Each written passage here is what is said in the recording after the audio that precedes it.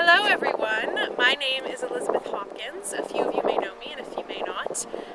Some of you might be more familiar with the name Mammy Hopkins, which I adopted after the 104th Regiment of Foot.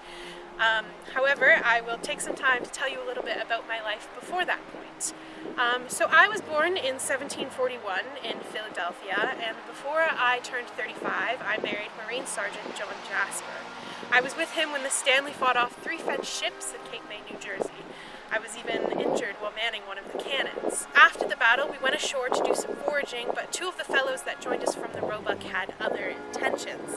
They gave up our location to the local rebels, and the Patriots arrested my husband and sentenced him to death. It was then I knew I had to take matters into my own hands, so I crafted an escape plan for my husband and the 22 other rebel deserters, and I provided them with guns and ammunition. While we were escaping, we were followed and shot at, and I was even injured in the arm. But I was unfazed, and I took the man down, and I even seized his musket and his horse. After the escape, my husband continued in the battle, but eventually we lost him to the fight. Bless his soul. Eventually, I remarried Samuel Woodward, who was a soldier in the Maryland Regiment of Loyalists. I accompanied him into battle when they went to fight the Spanish in West Florida in 1781.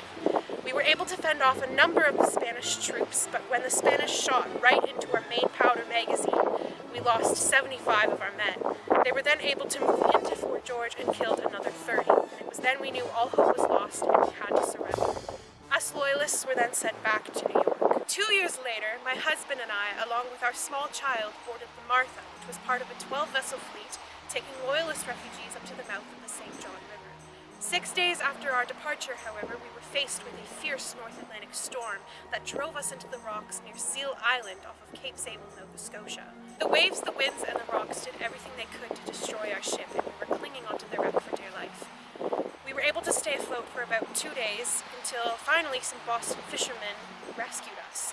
There were 68 of us survivors in total, so we were too many for the sloops to carry, so the fishermen brought us over to Seal Island until they were able to get more ships out to us. And did I forget to mention that I was pregnant at the time too?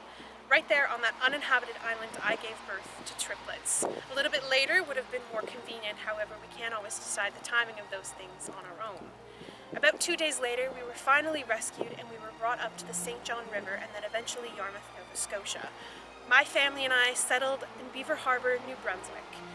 Eventually we lost Samuel as well, but I was lucky enough to remarry for a 3rd time to Jeremiah Hopkins, who was a sergeant in the 104th Regiment of Foot.